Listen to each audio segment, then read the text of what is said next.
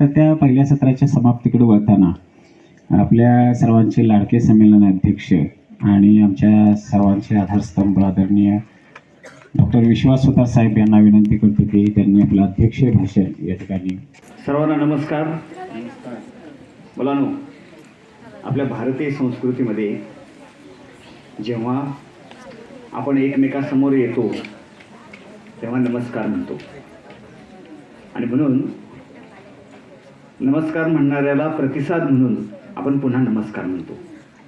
म्हणूया आपण असं नमस्कार. छान म्हणायचा आवाजात. Very good. आज 31वे बालकुमार मराठी साहित्य संमेलन, बालकुमार साहित्य सभा कोल्हापूर आणि न्यू हायस्कूल लेभापूर या दोन संस्थांच्या संयुक्त विद्यमाने इथं होत आहे. आणि या संमेलनाचा संमेलनाध्यक्ष या नात्यानं मी आता उभा राहिलो बोलण्यासाठी.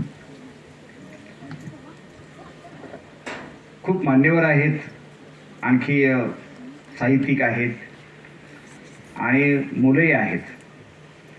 तेव्हा अध्यक्षांच्या समोर असा प्रश्न आहे की या दोघांपैकी कुणाशी बोलायचं. विचारवंतांच्या सारखं बोलावं तर मुलांना जड जाणार, आणि मुलांसारखं मुलांशी बोलावं तर साहित्यिक म्हणणार खूपच सोपं बोलायला लागले. आपल्याकडे अशी पद्धत आहे की पंडित कुणाला म्हणावं की जो सोप्या गोष्टी असलेल्या अवघड करून सांगतो त्याला पंडित म्हटलं जातं. हां, आणि खरा शिक्षक असतो तो कसा असतो, जो अवघड गोष्टी अगदी सोप्या करून सांगतो. त्याला काय म्हणायचं, खरा शिक्षक. बरोबर. म्हणजे आता मुलांसोबतच मी बोलणार आहे जास्त, कारण आपण आज जमलोय ते मुलांसाठी जमलोय. हा यज्ञ आहे शब्दांचा आहे आणि तो मुलांसाठी आहे. मुलंही भले 50 भर आहेत, पण सर्व मुलांनो माझ्याकडे तुम्ही बघताय, सगळ्यांचं लक्ष आहे. मी जास्त नाही बोलणार तुमच्याशी, एक 10 मिनिटं मी तुमच्याशी बोलणार आहे. मला असं वाटत होतं की आता हे संपलं की मला बोलायला मिळणार. श्रीकांत पाटील बोलायला संपले की मी असं म्हणत होतो की आता चांगला बॅट्समन बॅटिंग चांगलं केलंय, लगेच जोडून मला बॅटिंग मिळणार. पण पुढं भरपूर बॅट्समन आलेत आणि धावा फलंदाज. बॅट्समन धावा नसतो, बॉलर असतो आणि त्याला बॅटिंग करायचं आहे, आणि शेवटच्या ओव्हरला 25 धावा काढायचे. आता बघूया किती धावा निघतात. अगदी छान वातावरणात आपण या ठिकाणी आहोत. मुलांनो, हा जो तुमचा रस्ता आहे ना, नेबापुरातून थोडं आपटीला जातो, आपटीतून खाली नावलीत उतरतो. तर मला जेव्हा असं वाटतं की निसर्ग डोळे भरून पाहावा, तेव्हा मी शाहूवाडीला जाताना किंवा येताना याच मार्गे जातो. मी पावसाळ्यात विशेषतः नावलीतून खाली उतरतो तेव्हा माझ्या डाव्या हाताला छान भाताची शेती दिसते. कधी पाहिलाय आपण निसर्गाचा? हा निसर्ग आपल्याला ऊर्जा देतो. जसं निसर्ग ऊर्जा देतो ना, तशी माणसं ऊर्जा देतात, आणि जशी माणसं आपल्याला ऊर्जा देतात तसं तिसरी आणखी एक महत्वाची आपल्या आयुष्यातली गोष्ट आहे ऊर्जा देणारी, ती आहे पुस्तकं. आणि पुस्तकांचा मेळावा, माणसांचा मेळावा म्हणजे साहित्य संमेलन. आणि त्यातल्या त्यात आणखी बालकुमार साहित्य संमेलन ही एक वेगळीच गोष्ट आहे. हे तर मुलांसाठी संमेलन आहे. मला एका गोष्टीचा आनंद आहे की हे 31वे साहित्य संमेलन आहे. म्हणजे 30 पूर्ण झालेले आहेत, 3 दशक पूर्ण झालेले आहेत, आणि 4थ्या दशकातलं पहिलं पुष्पाचा मी अध्यक्ष होतोय. याचा मला खरंच आनंद आहे. बालकुमार साहित्य सभेचा मी ऋणी आहे. मुलांनी वि. स. खांडेकर नावाच्या लेखकाचं नाव ऐकले काय? पहा, विष्णू सखाराम खांडेकर. मराठीला पहिलं ज्ञानपीठ पारितोषिक ययातीसाठी मिळालं ते खांडेकरांचं. खांडेकर कोल्हापुरात राहायचे आणि त्यांचे एक लेखनिक होते. खांडेकरांचे लेखनिक म्हणजे खांडेकर सांगायचे आणि लिहून घेणारा एक माणूस होता. खांडेकरांचं वय झालं होतं, भाऊंचं. त्यांना जरा दृष्टी थोडी अधू झाली होती आणि लिहून घेण्यासाठी एक माणूस त्यांनी बोलवला होता. ते शिक्षक होते, अतिशय शिरशिरीत साधा शिक्षक. त्या शिक्षकाचं नाव आहे रावा शेवडी गुरुजी. शिक्षकाचं नाव काय आहे? शेवडी गुरुजी. आणि किती छान गोष्ट आहे, त्या शेवडी गुरुजींना 1994-95ला असं वाटलं असावं की आपण अशी एक संस्था सुरू करावी की जी मुलांच्या मध्ये काहीतरी निर्माण करेल. आणि जी संस्था निर्माण झाली त्या संस्थेचं नाव काय झालं? बालकुमार, मराठी बालकुमार साहित्य सभा कोल्हापूर. शेवटी गुरुजींनीच रोप लावलेलं आहे. ते वाढत वाढत वाढत वाढत गेलं. आता 2026 आलो. मध्ये किती माणसं आली. त्यातलं एक मित्र मी नाव सांगणार तुम्हाला आणि मी थोडे माझे विचार मांडणार आहे. त्यातलं एक नाव आहे की जे तुम्ही जसं बसलाय ना तसं मी माझ्या गावात बसत होतो, शाळेमध्ये, हायस्कूलमध्ये. मला खरंच आठवतंय तो काळ. जसं तुम्ही भाग्यवान आहात ना तसा मी पण भाग्यवान. मला खूप चांगले शिक्षक मिळाले की जे असे वेगवेगळे ऍक्टिव्हिटीज करायचे, संस्कार करायचे, चळवळी करायचे. मला आठवतंय माझ्या राधानगरी तालुक्यातल्या शिरगाव गावातलं ते मंदिर, तिथं आपली शाळा होती, मंदिरात शाळा. मुलांना ऐकतंय ना? लक्ष आहे? लक्ष आहे? बघा, मनात कुठंतरी दुसरीकडे लगेच जाते आपलं लक्ष. गावात आई काय करत असेल, लक्ष द्या. तरी अवधान ऐकले दिजे, असं मी एक ओवी सांगत असतो मी ज्ञानेश्वरांची. तरी अवधान ऐकले दिजे, मग सर्व सुखासी पात्र होईजे. हे प्रतिज्ञोत्तर माझे उघड ऐका, ज्ञानेश्वरांनी म्हटले. अवधान ही गोष्ट जी आहे ना मुलांनो, ती आपल्या आयुष्यात अत्यंत महत्त्वाची. जिथं आपण आहे ना तिथं पूर्ण लक्ष देऊन ऐका. मी तुम्हाला सांगेन, जेवढ्या लोकांनी भाषणं केली ती मी अत्यंत लक्षपूर्वक ऐकलेली आहे. म्हणजे आता या सरांचं भाषण ऐकले, मॅडमचं भाषण, मॅडमची कविता, हे सगळं जे आहे कथा आपण लक्षपूर्वक ऐकायचं. कान ही अत्यंत महत्वाची गोष्ट आहे जी सतत उघडी असते. डोळे आपण झाकून घेतो, कान नाही झाकून घेत. चांगलं आपल्या आत घेऊया. त्या मंदिरात पहिला माझ्यावरती संस्कार जो झाला तो मी सांगणार आहे तुम्हाला. पहिला संस्कार मला अजूनही ते दृश्य आठवतंय. एक शिडशिडीत माणूस, छान कपडे, स्वच्छ कपडे घातलेला, गोष्ट सांगत होता, कविता सांगत होता. आणि मग कळालं की अरे हे आपल्या जवळच हायस्कूल भोगावती नावाचं आहे. त्या भोगावती हायस्कूलचे मुख्याध्यापक आहेत श्याम कुरळे. आज कुरळे मॅडम आलेले आहेत, त्यांच्या मिसेस. तर श्याम कुरळे हा कवी, लेखक. मला आठवते त्यांची एक नाटिका सुद्धा आम्ही बसवली होती आमच्या हायस्कूलमध्ये. तर असा लेखक, कवी आमच्या सोबत होता. आणि मग मुलांनो, गोष्ट अशी घडली की मी 8वी 9वीला असेल. तुम्ही कोण तुमच्या म्हशी चरायला नदीला नेताय? कोण नेते? जरा हात वर करा. तुमच्या घरी म्हशी आहेत? नदी नाही, ओढ्याला कुठेतरी म्हशी घेऊन जाते की नाही चरायला? आता ही कमीपणा वाटतो मुलांना. आई वडील म्हणतात तू नको नको, अभ्यास कर. आता मुलींना भांडी सुद्धा स्वच्छ करायला लावत नाही आई, ती म्हणजे अभ्यास कर. श्रमाचा संस्कार कुठेतरी दूर जातोय. अशा काळात मला सांगायला लाज वाटत नाही, मी रोज म्हशी घेऊन नदीला जायचो.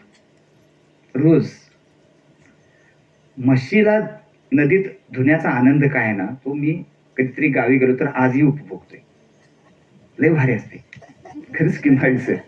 होय, ती एक मजाच आहे. एक मात्र मी करत होतो की म्हशीला घेऊन जाताना सोबत पुस्तक घेऊन जात होतो. मस्त पुढे जात असेल तर मी पुस्तक वाचत होतो. मस्त पुढे जात असेल तर मी तोंडानं माउथ ऑर्गन वाजवत जात होतो. मला आठवते ती गोष्ट. एक दिवस असं घडलं की माझी अत्यंत आवडती म्हस, आपण शुद्ध भाषेत म्हैस म्हणतो, मी काय म्हणणार आहे आता? म्हस म्हणणार आहे. कुठलं चांगलं वाटतंय रे? म्हस भारी वाटते की नाही? हा, प्रमाण भाषेपेक्षा बोली भाषेमध्ये जो जोरकसपणा आहे आणि जो जवळीकता आहे ती दुसरीकडे कुठं आहे का? नाही. कोल्हापूरची एक भाषा आहे बघा, ती जगात भारी आहे की नाही? टिंब टिंबच्या असं कोल्हापूरकर म्हणतात. नाही म्हणत. जे रांडचे हा शब्द कुठं आहे? कोल्हापुरात आहे. अजून आहेत शब्द बरं का भरपूर, सांगत नाही. इथं सांगितलं बघा सरांनी, खड्डा म्हणतात पण आपल्याकडे काय म्हणतात? डबरा म्हणतात.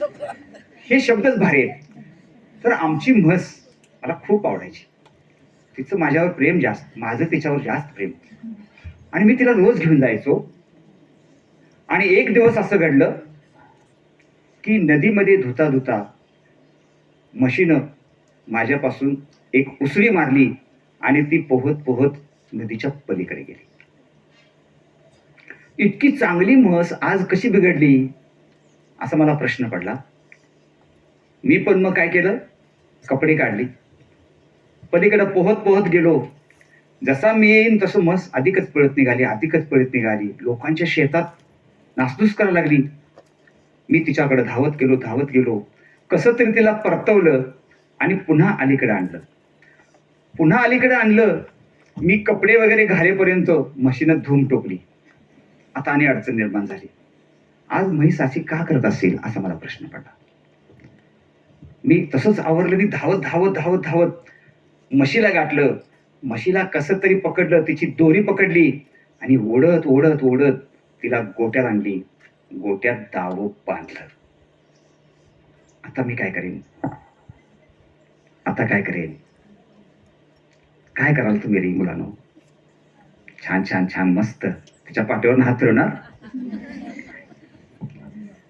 मला इतका राग आला होता. अरे इतके दिवस मी हिच्यावरती प्रेम करतो, हिला आपलंसं करतो, आणि ही म्हैस अशी का करायला लागली आज? तिनं मला इतकं आज दमवलंय. काय नाही, मला रागाचा पारा चढला. मी कोपऱ्यातली काठी घेतली, साप साप साप साप पाठीवरती मारायला सुरू. मस्त चर चर चर वाकत होती. मी तिच्या पाठीवर ओरखडे ओढत होतो. तिच्या जिथं सापडेल तिथं मी काठीचा मारा करत होतो. तुमच्या नजरेसमोर चित्र येते का रे?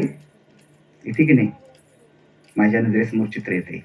मी मारत होतो, मारत होतो, दोन्ही हातानं मारत होतो. म्हैस मात्र अशी चर चर वाकत होती. एक फटका माझा म्हशीच्या शिंगावर पडला आणि माझ्या हातातलं घड्याळ तुटून बाजूला पडलं. घड्याळ तुटून बाजूला पडल्यानंतर माझं मारणं थांबलं. माझं लक्ष घड्याळाकडे गेलं आणि लगेच माझं लक्ष म्हशीकडे गेलं. म्हशींच्या डोळ्यांकडे गेलं. म्हशीच्या डोळ्यात काय असेल? काय असेल? असेल पाणी? अरे म्हैस जनावर आहे, परंतु तिच्याही डोळ्यात मला पाणी दिसलं. तिच्या डोळ्यातलं पाणी पाहून माझा सगळा राग, तर पाणी द्यायचं, सगळा राग माझा गेला दूर. आणि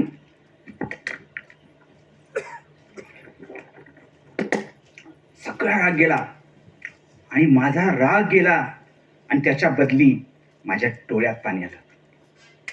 मी रडू लागलो, म्हैस रडू लागली.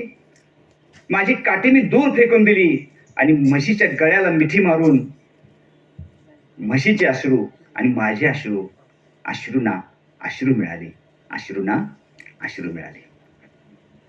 हा माझा अनुभव आहे की सांगा? हा माझा खरा अनुभव आहे का खोटा अनुभव आहे मुलांनो? खरा अनुभव आहे. हाच माझा 8वी 9वीचा अनुभव मी शब्दात लिहिला. काय लिहिला? शब्दात लिहिला. आणि मग याची काय तयार झाली? गोष्ट तयार झाली. तुम्हाला आवडली गोष्ट? तुम्ही असा अनुभव घेतलाय काय? घेतलाय कधी अनुभव? अरे कितीतरी पदोपदी आपण असे अनुभव घेत असतो. आपल्याला सगळं कळत असतं, काहीतरी घडतं. आमच्या शिक्षकांचा एक अनुभव बघा कसा आहे. तुमच्यासारख्या सगळ्या विद्यार्थ्यांना शिकवताना एका मुलानं चूक केली म्हणून पाठीवरती एक थाप मारल्यानंतर झपकन असा आवाज आला. तो आवाज कशाचा होता? थेट पाठीवरती लागल्याचा होता. याचा अर्थ काय? बनियन नव्हती, नुसता शर्ट होता. शर्टही फाटलेला होता आणि पाठीवरती लागल्यानंतर त्या शिक्षकामध्ये बदल झाला. याची कथा होऊ शकते, याची गोष्ट होऊ शकते. बालकुमारांचं साहित्य, आता मी तुम्हाला जी गोष्ट सांगितली ती तुम्हाला जर कळाली असेल तर ही गोष्ट मूल्याची आहे, चांगल्या प्रेमाची आहे. आहे की नाही सांगा? तुमच्या बाबतीत असं घडू शकतं. बालकुमार साहित्य सभेनं असं जाहीर केलंय की मुलांनी लिहिलं पाहिजे, मुलांनी लिहिलं पाहिजे, त्याच्या आधी मुलांनी वाचलं पाहिजे. यासाठी वेगवेगळ्या गोष्टी आपण करतो. म्हणजे मीच अधिकारी असताना भुदरगडमध्ये, करवीरमध्ये, आता शाहूवाडीमध्ये बालकुमार साहित्य सभेच्या मार्फतच मुलांच्या कार्यशाळा आपण घेतो. कविताच्या, कथेंच्या. खूप चांगली मुलं लिहितात. तुम्हा मुलांना मी सांगेन, जर तुम्ही कुठली कविता लिहिली तर तुम्ही माझ्याकडे द्या. जीवन शिक्षण नावाचं जे मासिक आहे त्यामध्ये अनेक मुलांच्या कविता मी पाठवल्यात आणि त्या आलेल्या आहेत. आपल्याला असा एक समज आहे, म्हणजे बालकुमार साहित्य म्हणजे काय, तर मी 2 प्रकार मानतो. एक मुलांसाठी लिहिलेलं साहित्य आणि मुलांनी लिहिलेलं साहित्य. म्हणजे माझ्यासारखा नेकारे सरांसारखा माणूस लिहिल किंवा श्रीकांत पाटील किती मोठा लेखक आहे, कवी आहे. तुम्हाला खरंच मुलांचं भाग्य आहे की पाटील सर इथं त्यांचं भाषण तरी आपण तडाखेबंद ऐकले. सगळ्या मोठ्या माणसांना आणि या सगळ्या मुलांना मी सांगेन, 28 तारखेला सर दिल्लीला साहित्य अकादमीच्या कार्यक्रमासाठी मार्गदर्शन करायला जातात. हा मोठा माणूस आपल्या या छोट्या मंचावरती आहे. ती मोठी गोष्ट आहे. ही माणसं वयानं, अनुभवानं, ज्ञानानं मोठी आहेत. ती काम करतात मुलांसाठी, मुलांसाठी लिहितात. इथं कविता संग्रह, त्यांचे नाट्य, एकांकिका, नाट्यछटा, किती मोठं समृद्ध सगळं आहे. आता नसीमताईंचं मगापासून सांगितलेलं आहे. म्हणजे सावीसारखी कादंबरी मी वाचली तेव्हा मी खरंच हादरून गेलो. कारण एक मुलगी म्हणजे किती कथाभीत छोटं असतं. म्हणजे मगाशी मी माझी जशी अनुभव सांगितला तसंच तुमच्या शाळेतली एक मुलगी जी वंचित होती, तिला त्यांनी केवढं मोठं काम केलेलं आहे. अशी भरपूर माणसं, मोठी माणसं काम करतात मुलांसाठी, आणि याच्या उलट मुलंच लिहितात आणि केवढं मोठं लिहितात. मुलांना ज्ञानेश्वर माहित आहेत ना, तर मुलं सोपं सोपं लिहितात हे बरोबर आहे, पण मुलं मोठं मोठं पण लिहितात. म्हणजे मुक्ताबाई, संत मुक्ताबाई मुलांनी ऐकले. मुक्ताबाई नाव माहित आहे, ज्ञानेश्वरांची बहीण, छोटी होती परंतु तिचे किती अभंग. तर ती अभंगातनं लिहिते की अरे बाबा ज्ञानेश्वरा, ज्ञानदेवा, दार बंद करून काय बसलायस, दार उघड, ही ताटी उघड. ताटीचे अभंग, ताटी उघडा विश्वपट ब्रह्मदोरा, ताटी उघडा ज्ञानेश्वर. छोटी छोटी मुलं मोठ्या आशयाचं लिहू शकतात, लिहितात. हे मुलांनी सिद्ध केलेलं आहे. सगळ्या मुलांना मी एक प्रश्न विचारतो, आपण मामा कोणाला म्हणतो? ती मम्मी म्हणजे काय असते? आणि आपण मराठी साहित्य संमेलनात आहे, जर आईच्या भावाला म्हणूया ना, म्हणता मामा कोणाला म्हणतो? भावाला. सर सगळ्या शिक्षक जर असतील आणि ज्ञानी माणसं असतील तर मी तुम्हाला नम्रपणे सांगतो, दुसरीच्या मुलांना मी विचारलं, आपण नेहमी प्रश्न कसा विचारतो माहिती आहे काय? आईच्या भावाला काय म्हणतात? मी उलटा प्रश्न विचारता की मामा कुणाला म्हणतो? तर तुम्ही सगळी काय म्हटलंय? आईच्या भावाला. दुसरीची एक मुलगी मला अशी म्हणते, गगनबावडा तालुक्यातली, मावशीच्या भावाला मामा म्हणतात. हा बरोबर नाही? मावशीच्या भावाला मामा म्हणणं ही ज्या मुलीची समज आहे, ज्या मुलांची अशी समज आहे, ती मुलं प्रतिभावंतच म्हणता येतील. मुलांनो, तुम्हाला लिहायला तुम्ही पेन उचलायचा आहे, लिहायला पेन उचलायचा आहे, त्यासाठी तुम्ही अनुभव घेतला पाहिजे. तुम्हाला प्रतिभा असते, तिला जरा बाहेर काढलं पाहिजे. तुमची कल्पनाशक्ती वापरली पाहिजे आणि प्रयत्न केला तर सगळं सक्सेस आहे, शक्य आहे, येऊ शकतं. त्यासाठी वाचन ही अत्यंत महत्वाची गोष्ट आहे. वाचन, पुस्तक सोडून दुसरी पुस्तकं तुमच्या शाळेत आहेत का रे? आहेत? त्यांना बाहेर काढायचं. त्या कुलपाच्या आत जर पुस्तक असतील तर त्यांचा काही उपयोग नाही, त्यांना बाहेर काढूया. माने सर, नेबापूर हायस्कूलचे मुख्याध्यापक सर, माझी तुम्हाला खरंच विनंती आहे, मुलांसाठी पुस्तकं खुली करा. क्रमिक पुस्तकं वाचली पाहिजेत, पाटील सर म्हणतात हे बरोबर आहे, परंतु अवांतर वाचन जर करू तर खरोखर बालकुमार साहित्य सभेचा जो आपला उद्देश आहे तो पूर्ण होणार आहे. आमचे मित्र विजय गावडे सर इथं आलेले आहेत. चांगले वक्ते आहेत, चांगले अभ्यासक आहेत. त्यांनी एक मुद्दा रेस केलाय आणि तो चांगला आहे. शाळांमध्ये आता वाचन चळवळ म्हणून येते. आपण तिला काय म्हणतो? चळवळ म्हणतो. पण चळवळ हा शब्द इतक्या ठिकाणी आणि इतक्या वेळा वापरला जातो की त्याचं गांभीर्यच नाहीच होते की काय, असं आम्हाला वाटतं. म्हणून मुलांसाठी जर आपण वाचन ही गोष्ट रुजवायची असेल तर त्याला वाचन चळवळऐवजी वाचन संस्कार अशा स्वरूपामध्ये या गोष्टी आणलं पाहिजे. आणि हे शक्य आहे. ठरवून आपण आता काही गोष्टी केल्या. संस्कार म्हणजे काय वेगळी गोष्ट आहे. मुलांनी मोठ्यांचा आदर राखावा, नम्रतेनं बोलावं, गुरुजी भेटले तर त्यांना नमस्कार करावा, आई वडिलांशी छान बोलावं. हे जसे संस्कार आहेत तसेच वाचनाचे संस्कार आता कट्ट्यावर व्हायला पाहिजेत. मुलांनी अगदी जसं आपल्याला भूक लागल्यानंतर आपण कसं गडबडीत घाईनं खातो, तसं आपण आधाशासारखं वाचन केलं पाहिजे. मुलांना तुमच्याकडे आता ती गरज राहिलेली नाही. मी जेव्हा तुमच्या एवढा होतो किंवा सगळ्यांचाच अनुभव माळी सर आपला असा असेल. ऐकताय तुम्ही? हे दोघी जण ऐकताय? मला आमची आई काय करायची, 2 रुपयाची साखर आणि 8 आण्याची चहापूड आणायला सांगायची. तुमच्याकडे सांगतात असं आता? नाही. आता आपण कुठे जातोय? ते डी मार्ट किंवा मॉलला 2 रुपयाची साखर आणि 8 आण्याचा चहापूड आणण्याचा दिवस काळ गेलेला आहे. तो काळ आमचा होता, असू दे. परंतु आई आम्हाला सांगायची तेव्हा दुकानदार 2 रुपयाची साखर कशातून देत असेल? कागदाची पुडी बांधायचा तो. तर मी दुकानाला जायचो. आमच्या भावाला आईनं काम सांगायच्या आधी मी ते काम करायचं, कारण ते काम मला मिळावं असं मला वाटायचं. सांगा बघा, काम मुलांना वाटत असेल? माझा काय स्वार्थ आहे त्यात? शांता मामाचं दुकान होतं ते. तर तो बांधून द्यायचा, एकदम धावत पळत यायचं आणि त्या डब्यात साखर ओतली की तो कागद आपल्याला मिळाला पाहिजे. तो वर्तमानपत्राचा, जुन्या वर्तमानपत्राचा कागद आणायचा, उजेडात आणायचा आणि तो पूर्ण वाचून काढायचा. ही जी भूक होती, आधाशासारखी भूक होती, ही माझी वाचनाची भूक होती. त्यावरती मी एक दीर्घ लेख पण लिहिलेला आहे, वाचन भूक म्हणून.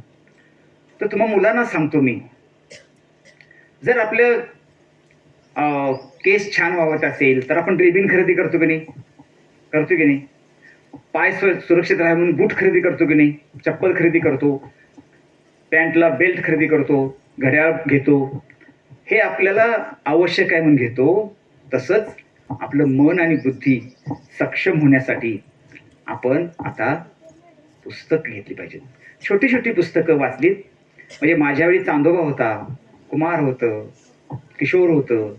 तुमच्यासाठी सुद्धा अजून चांगले चांगले वाचनाचे बरेचसे पुस्तकं आपल्याकडं उपलब्ध आहेत. ती तुम्ही वाचावीत.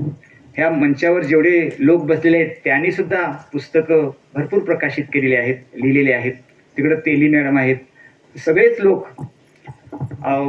भोळे सर तुमच्या शाळेचे शिक्षक आहेत का? हो का? चांगले गायक आहेत आणि त्यांचा मोठा मंच आहे. आणि आज नवरूप सूत्रसंचालनाच्या निमित्तानं मला त्यांचं पाहता आलं की अत्यंत छान त्यांनी आपल्याशी संवाद साधलेला आहे. बालकुमार साहित्य सभेनं 31वं साहित्य संमेलन या प्रांगणात घेतलेलं आहे. ऐतिहासिक भूमी लाभलेल्या या ठिकाणी घेतलेलं आहे. त्यांचं अभिनंदन मी करतोच. पण सकाळपासून आपण ग्रंथदिंडी काढलेली आहे. हे अत्यंत जोशपूर्ण आणि उत्साहानं आपण काढलेले आहेत. त्यात मुलं मुली सहभागी झालेले आहेत. स्वतः डॉक्टर श्रीकांत पाटील टोपी घालून अगदी वारकऱ्याच्या रूपात सकाळपासून इथं होते. आत्ताचं हे उद्घाटनाचं सत्र आणि माझं भाषण संपल्यानंतर आपण कथाकथन, परिसंवाद, कवी संमेलन असं बालकुमारांसाठी असलेल्या कवितांचं सगळं ऐकणार आहात. चांगले राज्यावरनं 2 कवी इथं आलेत, ते बोललेले आहेत. खैरे सरांसारखा निवेदक सूत्रसंचालक इथं आहेत. आम्ही दोघं एकत्र गेले 2-3 वर्ष व्हॉट्सअपवरनं भेटतोय, पण आज फिजिकली भेट झालेले मनोहर भोसले, आम्ही व्हॉट्सअपवरनं कारण भेट झालेली नव्हती, आज प्रत्यक्ष सर दिसलेले आहेत. माळी सर, प्राचार्य GP माळी. मुलांनो, काही माणसं ही वयानं मोठी असतात, ज्ञानानं मोठी असतात, अनुभवानं मोठी असतात आणि ही माणसं आपल्या समोर सदैव असलीच पाहिजेत. आज माळी सर या संमेलनाला आशीर्वाद द्यायला आलेले आहेत असं मी मानतो. सर म्हटले की मला तर निमंत्रण नाही, तर म्हटलं निमंत्रणाच्या पलीकडे आपण गेलेला आहात, माझ्यासोबत तुम्ही आलात तर खूप छान वाटेल. या माध्यमिक शाळेनं छान नियोजन केलेलं आहे, सूत्रबद्ध आणि शांतपणे हा कार्यक्रम, आणि सगळ्यांनीच कौतुक केलंय की मुलं इतकी छान शांतपणे बसलेली आहेत. म्हणजे आता कुठलाही शिक्षक मध्ये फिरत नाही की जरा गप बसा, पण छानपणे तुम्ही या सगळ्या कार्यक्रमाला साथ देत आहात. माझी अशी इच्छा आहे की शेवटच्या सत्रांपर्यंत या मुलांनी याचा लाभ घ्यावा. तुम्हाला छानशी अशी भेट मिळणार आहे. तुम्हाला 2 भेटीपैकी कुठली भेट आवश्यक वाटते? आम्ही एक मिठाईचा बॉक्स देणार आहोत आणि एक पुस्तक देणार आहोत. दोन्हीपैकी एकच मिळणार. काय पाहिजे? खरंच? बरोबर? पुस्तक पाहिजे? चला, 200 रुपये देणार आहेत आणि एक पुस्तक देणार आहे. काय पाहिजे? पुस्तक पाहिजे. तुमचे वडील असे तुम्हाला म्हणणार आहेत की तुम्हाला मी एक ड्रेस घेणार आहे आणि एक पुस्तक घेणार आहे. वडिलांच्याकडनं काय मागायला घातलं? निश्चित. क्या बात आहे. इथून पुढे एवढं जरी केलं तरी साहित्य सभेचा आजचा उद्देश आहे तो सफल संपूर्ण होईल असं वाटतं. थँक्यू, धन्यवाद, जय हिंद. हॅलो.